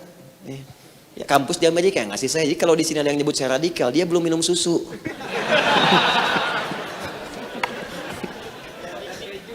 Ya, saya dapat 4 tahun ini, tapi nggak usah kita buka-buka lah. Dah. Balikin. Jadi kesaksian. Nah, yang paling menarik, itu kan manusia bisa ngarang. Tidak. Ketika kalimat ini diucapkan, turun ayat memuji perlakuan Hasan bin Thabit. Turun Quran surah Asy-Syu'ara, para pujangga. Ya. Jadi ketika para pujangga yang lain mencela Nabi, ada yang menjelek-jelekan, ada yang macam-macam, nuduh tukang sihir, nuduh majnun, gila, dan sebagainya. Ya langsung dibela oleh sahabatnya tadi, turun jawaban dari Quran. Turun Quran surah ke-26, Asy-Syu'ara. Ya, Asy-Syu'ara. Baca teman-teman dari ayat 223-nya sampai 227. Khususnya di ayat 227-nya. Saya baca dulu dari yang tadi. Wasyu'ara'u yattabi'uhumul ghawun alam tara annahum fi kulli wadin yahimun wa hum yaquluna wa annahum yaquluna ma la yaf'alun. Fokus. Apakah Anda tidak pernah dengar tentang kisah para pujangga di masa-masa jahiliyah sampai ke masa Nabi? Ya, mereka sering berkelana ke lembah-lembah mencari inspirasi. Setelah itu apa yang terjadi? Mereka diam di situ cari insting, meninggalkan kegiatan, sia-sia banyak waktunya dibuang. Tapi setelah itu bikin syair, bikin bait-bait yang tidak pernah mereka kerjakan. Ya, tapi yang paling menarik kata Allah ayat 227-nya. Ayat terakhir. Illalladzina amanu wa 'amilus shalihat wa dzakarullaha katsira wa intasaru min ba'di ma zulimu. Allahu akbar. Tapi di antara mereka ada orang-orang beriman, ada pujangga yang beriman, yang dia membuat syair-syairnya sehingga menjadi amal soleh. Apa di antara amal soleh dengan syairnya itu? Lirik-liriknya, dia membuat lirik untuk memuji Nabi Sallallahu Alaihi Wasallam, membela Nabi dari orang-orang yang menyakitinya dengan celaan-celaan. Ayat ini turun untuk membenarkan pengakuan Hasan bin Thabit. Memang Nabi ini sempurna kata Allah. Saya rawat. Kalau saya turunkan dulu ayat, nanti pembuktiannya mereka ragu karena nggak yakin dengan saya. Dulu masih banyak ingkar. Hasan mengakui itu, ditetapkan oleh Allah. Sampai turunlah kemudian selanjutnya dari Al-Qalam tadi. Perhatikan, nun wal qalami wa ma. Allah bersumpah dengan pena. Pena dasar ilmu. Sekarang orang nulis pakai pena, saking agungnya pena. Tuliskan. Ingin memberikan gambaran kalau di tafsiran yang lain di dasar pengetahuan. Jadi maksudnya begini, saya bersumpah kata Allah dengan pena, dengan dasar pengetahuan, cek dengan ilmumu, cek dengan pengetahuanmu, cek dengan semua logikamu. Ya, ma anta bi ni'mati rabbika bimajnun. Aku jamin Muhammad SAW, orang yang punya akal, orang yang punya ilmu tidak akan pernah menyebut engkau sebagai orang gila. Tidak akan pernah menyebut engkau sebagai orang tercela. Jadi kata Allah, saya bersumpah dengan pena yang dituliskan, dasar pengetahuan. Kalau orang punya ilmu, kalau orang punya akal yang baik, kalau orang dengan punya dasar pengetahuan yang hebat, dia tidak akan sembarangan menuduhmu, apalagi menyebutmu orang gila. Aku bela, pembelaannya langsung turun dari Allah Subhanahu wa taala. Pembelaannya. Wa innalaka la ajran ghairu mamnun. Muhammad, biarkan mereka mencelamu. Dari setiap apa yang kau kerjakan, aku berikan balasan kepadamu pahala yang tanpa putus. Nabi sekali sholat, pahalanya terus ngalir walaupun wafat. Kita sholat isya habis pahala. Nabi terus.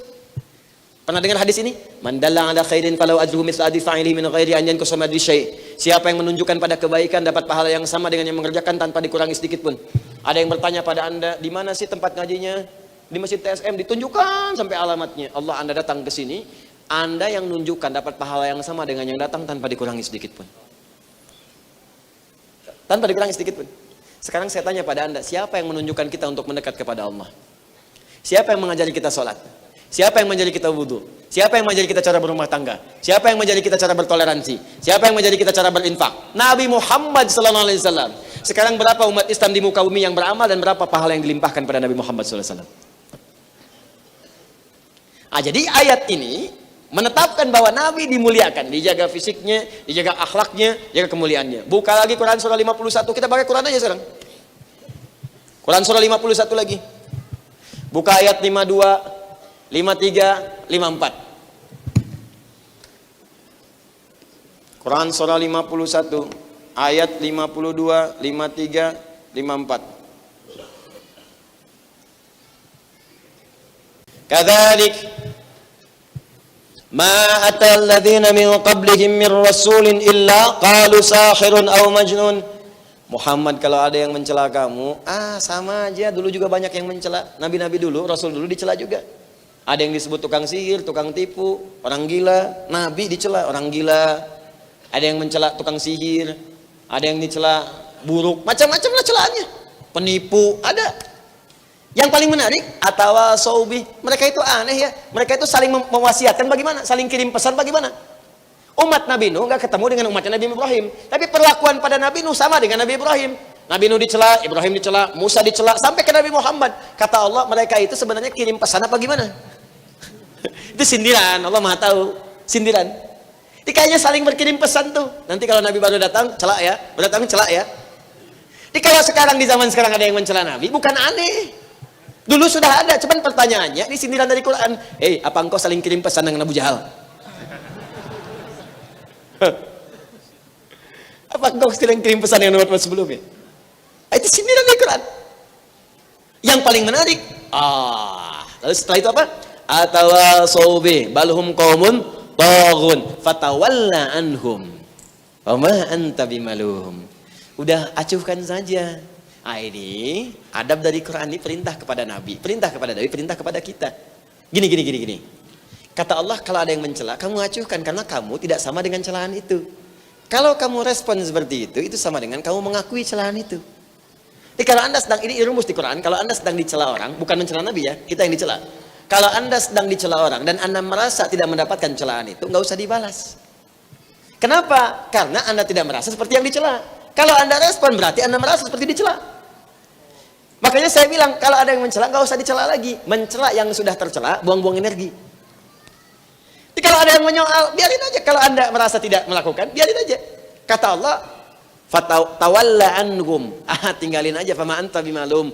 Kamu itu sudah saya jaga, kamu sempurna, nggak ada celaknya. Yang tadi pengakuan Hasan bin Thabit, sekarang penegasan dari Allah. Fama anta bimalum. Malum itu semua jenis celaan. Mau ke fisik, mau ke karakter, mau ke sifat, mau ke nasab, mau ke macam-macam. Malum namanya.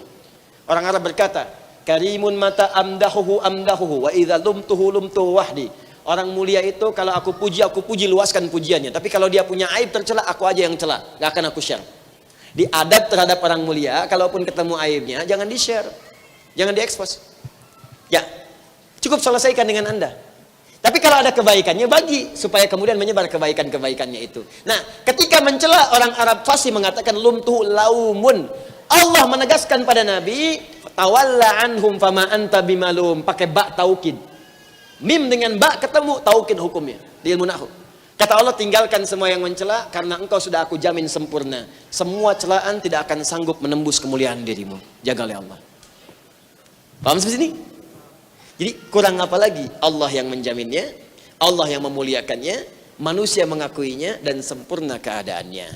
Karena kesempurnaan inilah turun langsung ayat dalam Al-Quran untuk mengikuti semua tuntunan Nabi dari sejak dalam semua sifatnya.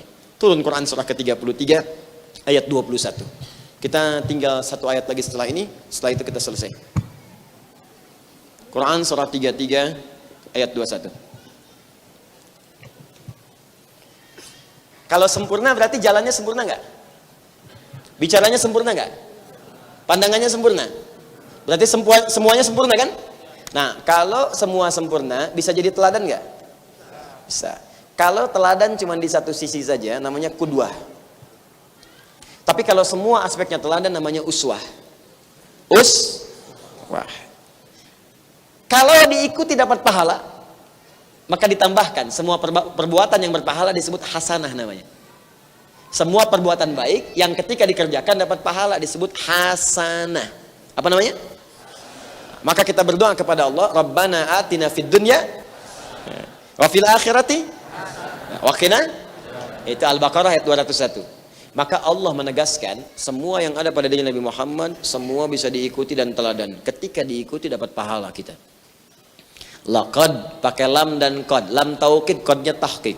Laqad kana lakum fi rasulillahi uswatun. Aku telah tetapkan, kata Allah dengan serius, sungguh-sungguh. Aku pastikan semua yang melekat pada diri Nabi itu teladan. Dan kalau engkau ikuti, engkau dapat pahala. Nih, bangun tidur. Abu Dawud nomor hadis 1367. An Ibnu Abbas radhiyallahu taala anhuma. Dan hadis dari Ibnu Abbas, semoga Allah meridai kepada beliau dan bapaknya. Qala, beliau mengatakan, kanan Nabi sallallahu alaihi wasallam, adalah kebiasaan Nabi sallallahu alaihi wasallam, idza staiqadha min naumihi, jika bangun dari tidurnya, fajalasa, beliau duduk terlebih dahulu. Pemasaha biyadihi min athari naumihi, dan menghilangkan bekas kantuknya dengan tangannya. Di Al-Muwatta, Al-Imam Asy-Syafi'i mengatakan maksudnya di sini, termasuk dicantumkan oleh Al-Imam An-Nawawi, maksudnya diduga dengan tangan yang bersih. Kalau tangannya ada najisnya maka cuci dulu. Maka dibersihkan, dihapuskan bekas kantuknya. Setelah itu baru faqara min khawatim surah Ali Imran, membaca 11 ayat terakhir surah Ali Imran. Ayat 190 sampai dengan 200. Baca. Kemudian baru baca doa, alhamdulillahilladzi ahyana ba'da ma amatana wa ilaihin. Termasuk di Al-Bukhari nomor hadis 151, riwayatnya Mu'adz bin Jabal dan Jundub bin Junadah radhiyallahu ta'ala anhuma. Baru baca itu. Ya, fadhahaba ila syinil mu'alaqah fatawadda, maka pergi kemudian ke tempat tertutup dan berwudu, baru kemudian tahajud. Aku ikuti dari belakang, Nabi menarikku sehingga sejajar. Ini hadis sering dipotong. Potongannya kalau salat berdua, imam dengan makmum boleh sejajar. Lupa kalau awalnya ada hadis awalnya. Hadis tentang bimbingan bangun tidur. Ini cuma bangun aja. Nabi duduk dulu. Jadi jangan sampai baru bangun langsung berdiri. Berapa skornya? Oh. Duduk dulu. Bersihkan ini bekas kantuknya. Jadi jangan baca doa dulu, Bu. Jangan sampai baca doa bangun tidur saat ngantuk, gak akan nyambung. Sadar dulu, baru baca. Ya, baru baca. Dia nanti tidak mudah ini menghilangkan ngantuk. Kadang bangun jam 3 begini, hilang ngantuk. Lihat lagi udah jam 5 gitu ya. Ya, kayak begitu. Nah, lihat sini. Anda, saya, kita ngikutin itu aja dapat pahala. Jadi kalau Anda ngikutin, jadi teladan, jadi baik kita. Coba apa yang salah coba? Benar kan secara kesehatan? Bangun duduk dulu, itu benar secara kesehatan. Hilangkan bekas ngantuk dulu. Saat sadar baru berdoa, benar.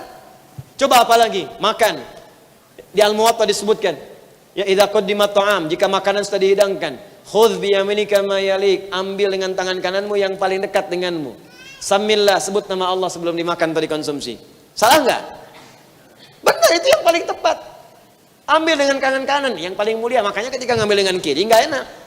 Yang paling dekat. Memang yang paling dekat, yang jauh enggak akan keambil. Dan enggak sopan, enggak enak keadaannya kan? Itu adab. Jadi mengikuti ini Anda jadi teladan. Ambil yang paling dekat, kan? Masya Allah. Depannya cuma ikan asin, sayur, tempenya sini, ayamnya di sana, itu semua kan? Aduh, hadis Nabi nih. Antara hadis dengan ayam gimana caranya? Nah, cara membacanya bukan begitu, di-share yang tahu. Makanya kan sekarang ada meja putar, kan? Atau di-share, dekatkan. Makanya ibu bapak di rumah, kalau anak-anak suka tempe, dekatkan dengan kesukaannya. Yang ayam, dekatkan dengan ayamnya. Begitu, itu adabnya. Sehingga tidak saling merebut, dan meja makan itu jadi pertumpahan di situ akhirnya. Itu pernah kami makan dengan teman Pakistan dengan yang lain saat di Libya itu. Kan biasa makan dengan nampan besar itu kan. Nah, dia tahu tuh. Jadi begitu sedang makan, ayam, kambing sebelah sana. Dia nasi doang. Sengaja dia ajak ngobrol kan. Ya ngobrol dia putar tuh. Putar. Begitu udah sampai di depan sini dia berhenti. Ya, apa yang terjadi? Si teman tadi pintar. Kata yang tadi itu, tolong kembalikan hadis Nabi kepada tempatnya. Dibalikin lagi. Ambil yang paling dekat, kembalikan hadis Nabi kepada tempatnya kan, puterin lagi, balikin lagi. Itu kalau Anda ikuti jadi benar. Sederhana, jalan.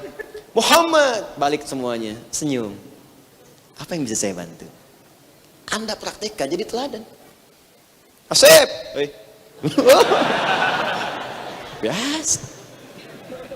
Assalamualaikum. Waalaikumsalam warahmatullahi wabarakatuh.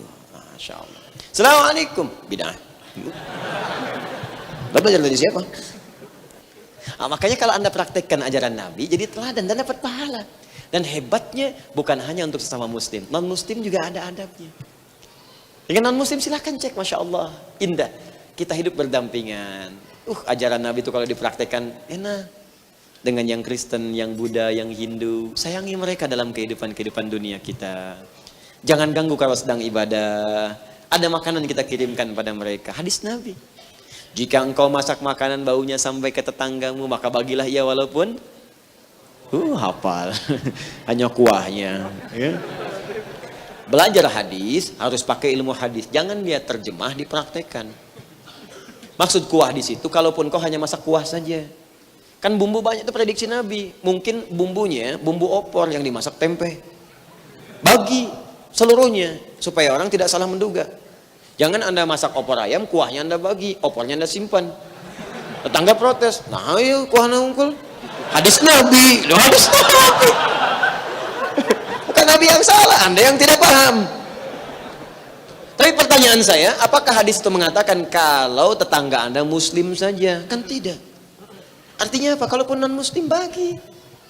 Anda bertetangga dengan saudara kita yang Kristen, ya, dalam kebangsaan, kenegaraan, tetangga kita, bagi makanan.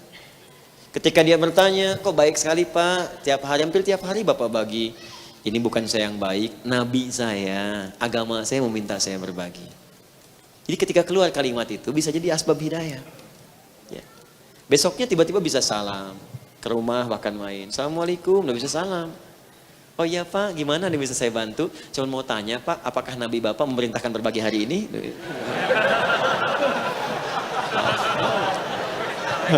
Gak apa-apa. Ya Alhamdulillah hari ini juga ada. Bagi aja. Bagi gak apa-apa. Jadi asbab hidayah. Itu kan? Kan saya sering katakan. Di mana ada ajaran. Cuma dari Nabi Muhammad. Siapa yang punya pohon. Buahnya merambat ke tetangga. Maka itu hak bersama. Ya, sekarang lagi musim-musim tumbuhan nih, ada mangga, nanti rambutan. Mangga Anda nyampe ke tetangga, sebelum dia ranum enak, datangi, ketok pintunya. Walaupun bukan muslim, karena hadisnya berkata, walaupun tidak ada kebatasan Islam, gak ada, ketok pintunya. Pagi Pak, pagi, saya cuma mau ngasih tahu, ini ada mangga, betul punya Bapak kan? Bukan, saya kan ngelihat pohonnya, buahnya ke tempat Anda. Tidak ada rasanya Anda hanya menikmati di pikiran saja, saya yang makan mangganya. Ini milik Bapak juga. Jangan minta izin pada saya, kalau ingin ambil aja. Aturan dari mana Pak? Dalam Islam, Nabi mengajarkan saya berbagi. Indah. Dan gak ada aturan di situ muslim non muslim. Jangan sampai Anda ambil mangganya dibagikan ke tetangga yang muslim aja. Non muslim dilewatin. Kelihatan. Pak Ahmad kayaknya mangganya enak. Emang enak Pak, cuman Bapak kafir. Cari masalah. Nabi gak suka. Kan gak ada begitu hadisnya. Bagi. Makanya saya yakin kalau mengamalkan hadis Nabi, baik semua. Baik semua. Sampaikan nih, ambil aja Pak buahnya. Bapak mau silahkan. Gak usah bilang-bilang dari mana aturan hadis. Terima kasih Pak. Kita pulangnya enak kan? Besoknya ayam kita main ke tempat dia tuh. Nah, dia belum tahu ayam beda dengan mangga kan? Oh mungkin ayam sama dengan mangga. Ambil aja. Malamnya dia ngundang makan lagi. Baik, jelas ya? Nah, jadi semua ayat dan hadis ini menunjukkan kemuliaan Nabi Muhammad SAW yang dipuji oleh semua Nabi dan Rasul, dipuji oleh karangan orang-orang baik. Kalau yang tak baik mencela itu biasa, namanya juga tak baik. Yang tak baik itu keluarnya nggak baik. Kalau baik pasti memuji, kalau nggak baik pasti mencela. Celaan itu kan keluar dari yang tidak baik. Kalau yang baik pasti memuji. Jelas ya? Di mencela itu cuma dua. Sumbernya tidak baik itu karena dua hal. Satu, kurang ilmu. Yang kedua, memang berniat buruk. Makanya langsung diputuskan oleh Allah dengan satu kalimat, cinta orang beriman itu hanya bisa dibuktikan dengan mencintai Nabi Muhammad SAW dan mengikuti sunnahnya. Turunlah sebagai penutup Quran surah ketiga Ali Imran ayat 31. Qul in kuntum tuhibbunallaha fattabi'uni yuhibbukumullahu wa yaghfir lakum dzunubakum. Ini perintah langsung dari Allah. Kata Allah, katakan Muhammad, jika umatmu semua serius mencintai Allah. Saya mau tanya pada semua orang beriman, siapa yang tidak cinta dengan Allah? Gak akan ada. Tidak cinta artinya benci. Siapa yang benci dengan Allah? Cari masalah. Anda dibenci di Bandung, gak usah takut, pindah Jakarta. Gak diterima Jakarta, Bekasi banyak harapan. Duta Harapan, ya, Harapan Indah sampai ke ujung Harapan. Banyak. Gak diterima di Bekasi, pindah. Sumatera ada, Kalimantan ada. Negara kita ini kaya, punya 13.677 pulau. Cari mana yang bisa menerima kita. Ya itu belum termasuk Pulau Gadung, Pulau Gebang, masih banyak. Tapi kalau Anda punya masalah dengan Allah, Anda mau lari kemana? Ke alam kubur, dapat balasan. Di akhirat gak bisa lari. Ya ma'syarul jinni wal ins, nistata'tum an tanfudhu min aqtaris samawati wal ardi fanfudhu la tanfudhuna illa bisultan. Kata Allah, mau lari kemana kamu? Tembus langit, tembus bumi, gak akan mampu. Kecuali punya kekuatan. Sekarang tunjukkan, kuat nggak lawan aku, kata Allah. Gimana mau menang? Nah kalau Anda cinta dengan Allah, apa perintah Allahnya? Fattabi'uni, maka ikuti semua tuntunan Nabi Muhammad SAW. Dan tidak mungkin orang bisa mengikuti tuntunan Nabi kalau dia tidak mencintai Nabi. Cinta pada Nabi dasarnya iman. Makanya tadi di Quran surah kedua ayat 177 mesti iman. Iman itu yakin tanpa ragu. Jadi kalau ada informasi tentang Nabi, yakini, jangan ragu. Ya informasi datang, Nabi lahirnya sempurna, bersih, bagus, bersinar, yakini. Kalau nggak yakin, ragu, jadi masalah nantinya. Itu iman maksudnya. Yakin. Jangan dipikir-pikir lah. Ini ya, ini riwayat nggak pernah dibantah oleh orang jahiliyah. Jadi kalau ada, nggak pernah Abu Jahal mengatakan, nggak pernah tuh Nabi Muhammad lahir bersih. Mungkin orang-orang Arab pada waktu dulu akan berkomentar, tapi nggak ada komentar. Komentar itu pertama muncul tuh dari orang-orang orientalis belakangan. Ya, Yahya ad-Dimashqi atau John Dimash. Itu yang lahir sekitar 625 atau 652 sampai 700-an, 750. Itu orang orientalis pertama kali yang menyoal Nabi SAW. Menyebut Nabi penipu, menyebut Nabi suka, Allah saya nggak bisa lah menyebut kalimat-kalimat kotor. Itu yang kotor pertama. Nanti diikuti oleh Alfonso Mengana, diikuti oleh Theodor Nolders dan sebagainya. Itu yang menyoal Nabi ya dengan bahasa-bahasa buruk lah, tentang anak kecil, orientasi seksual yang salah, masa kecilnya tidak terurus, terawat dan sebagainya. Itu dari sana semua orientalis referensinya.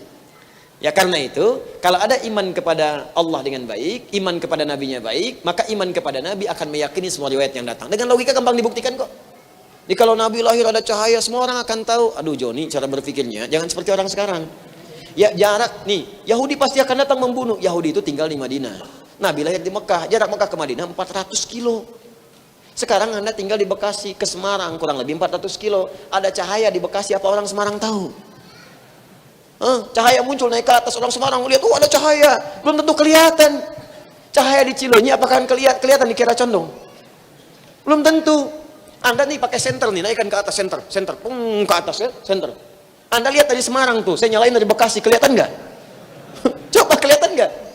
Kan zaman dulu nggak ada Facebook, nggak ada rekaman, ya nggak ada Instagram, nggak ada Telegram, nggak ada macam-macam, jadi nggak ada yang memviralkan, nggak ada foto. Kalau ada foto, Abu Jahal bisa selfie. Kelihatan dari sekarang. Ini cara berpikirnya gampang sebetulnya. Kalau kita iman, kalau nggak iman itu yang jadi masalah. Kalau iman kurang yang dibaca referensi yang salah, kalau sudah salah kesimpulan keliru. Karena itu bertobat. Ya, dan setelah kalau ada yang keliru kita luruskan. Luruskan dulu, hukum sudah ada. Ya, jadi jangan sembarangan. Jadi kalau sudah seperti itu, sengaja mencela Nabi, maka sepakat semua ahli fikih. Karena Allah memuliakannya, Allah menjaminnya, mencela Nabi sama dengan memusuhi Nabi. Memusuhi Nabi kalau dia muslim murtad. Keluar dari Islam. Kalau sengaja. Kalau tidak sengaja dia bermaksiat, mesti taubat. Mesti taubat. Bahkan supaya tidak sembarangan, kalau hukumnya hukum Islam di tempat-tempat muslim itu ditakzir dulu, diisolasi, dikeluarkan dulu. Ya kalau sekarang ceramah nggak boleh ceramah dulu, ya nggak boleh muncul dulu, diam dulu, belajar dulu, sadari dulu. Setelah betul menyadari, baru kemudian bisa menyampaikan lagi dengan baik. Tapi jangan Anda membuat hukum di luar kemampuan dan batas serta porsi masing-masing. Jelas ya? Cukup kita kalau ada yang kurang kita sampaikan. Jadi lawannya dengan akhlak. Ada yang menuduh Nabi, berikan hadisnya, berikan kesaksiannya, berikan kemuliaannya. Begitu caranya. Jelas ya? Itu gambaran cinta kita kepada Rasulullah Sallallahu Alaihi Wasallam. Maka dengan ini cukup sudah. Semua ini mungkin Allah hadirkan hikmahnya supaya kita bisa kembali mengingat Nabi Sallallahu Alaihi Wasallam dan mengamalkan ajaran-ajarannya, bukan untuk menghadirkan celaan dan pertengkaran di antara kita. Siap? Siap mencintai Nabi? Siap mengamalkan isinya? Nah, kalau siap, maka mari kita berubah jadi baik dan insya Allah bangsa negara kita pun akan terbantu menjadi baik. Ya, terima kasih, saya mencintai Anda karena Allah. Semoga Allah muliakan kita semua. Maafkan saya. Allahumma taqabbal minna innaka antas samiul alim wa tub alaina innaka antat tawwabur rahim. Allahumma 'allimna ma yanfa'una, 'allimna ma jahilna, wafiqna bima ta'allamna wa wafiqna lin'amala ma ta'allamna bih. Ya Allah, ajarkan kami ilmu yang bermanfaat. Ajarkan kami ya Allah untuk mengentaskan kebodohan kami. Bimbing kami untuk memahami apa yang telah kami pelajari dan berikan kami kekuatan untuk mengamalkan apa yang telah kami pahami. Rabbana la tad'a lana fi maqamina hadza dhanban illa ghafartah. Ya Allah, kalau ada pendosa hadir di sini sekitaran masjid ini, jangan biarkan ia pulang meninggalkan tempat ini kecuali Engkau telah ampuni segala dosa-dosanya. Wala hamman illa farajtah. Jika ada orang yang tengah gelisah di sini ya Allah, maka mohon tenangkan keadaan jiwanya.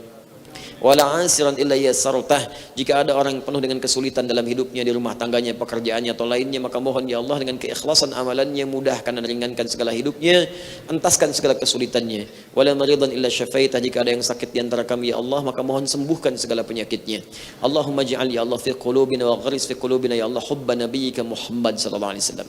Ya Allah, kami mohon tanamkan dalam jiwa kami yang paling dalam ya Allah kecintaan kepada Rasulullah sallallahu alaihi wasallam. Allahumma jal hadhil mahabbah ya Allah syafi'an wa syafa'atan lana ya Allah fil qabri wa yawmal qiyamati. Ya Allah, jadikan rasa cinta kami yang dalam kepada Rasulullah sebagai syafaat bagi kami ya Allah di alam kubur kami, di akhirat kami, di hari kiamat. Allahumma waj'alhu ya Allah ya arhamar rahimin zadan lil liqa'i ma'a Rasulullah sallallahu alaihi wasallam fi jannatikal firdausil a'la.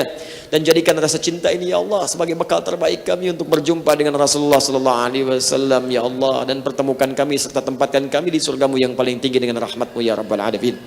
Allahumma ya Allah ihdi ya Allah kullal asad wa khasatan kullal syatimi Rasulullah sallallahu alaihi wasallam liyatubu ilaik ya rabbal alamin. Ya Allah, di malam hari ini kami mohon ya Allah berikan petunjuk hidayah kepada para pelaku maksiat untuk bertobat, untuk berubah jadi lebih baik lagi ya Allah. Khususnya bagi orang yang belum kenal dengan Rasulullah sallallahu alaihi wasallam, yang mencela beliau, yang menyakiti beliau ya Allah, bimbing mereka untuk bertobat, sentuh hati ya Allah. Kami mencintai mereka ya Allah. Jangan jadikan kami berpisah dengan mereka di akhirat nanti ya Allah. Berikan hidayah kepada mereka untuk mencintai Nabi ya Allah, menyayangi Nabi ya Allah, dan berkumpul bersama Rasulullah sallallahu alaihi wasallam.